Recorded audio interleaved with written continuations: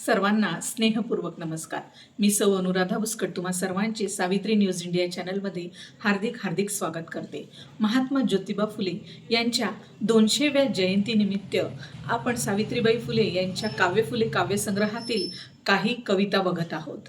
त्यातीलच एक इतिहासपर कविता, छत्रपती शिवाजी। छत्रपती शिवाजींचे प्रातस्मरण करावे, छत्रपती शिवाजींचे प्रातस्मरण करावे। शूद्रादी अतिशूद्रांचा प्रभू वंदू मनोभावे, शूद्रादी अतिशूद्रांचा प्रभू वंदू मनोभावे। नळराजा युधिष्ठिर द्रौपदी ही जनार्दन, नळराजा युधिष्ठिर द्रौपदी ही जनार्दन।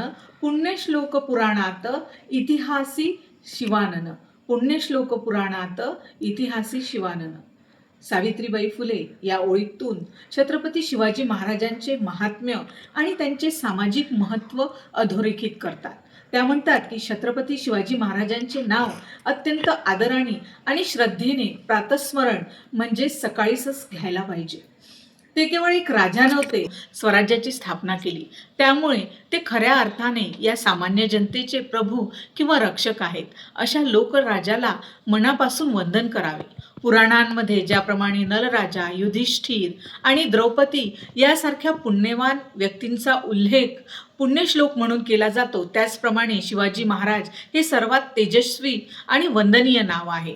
पुराणातील पात्रांपेक्षाही महाराजांचे कार्य वास्तववादी आणि लोककल्याणाचे असल्याने ते इतिहासातील श्रेष्ठ नायक आहेत। दलितांच्या आणि बहुजनांच्या उद्धारासाठी महाराजांनी दिलेला लढा अत्यंत महत्त्वाचा असल्याने त्यांचे स्मरण करणे हे प्रत्येकाचे कर्तव्य आहे।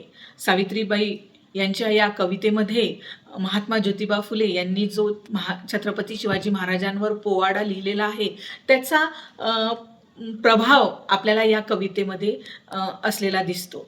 तर अशा नवनवीन कविता ऐकण्यासाठी आमच्या सावित्री न्यूज इंडिया चॅनलला नक्की भेट द्या। धन्यवाद।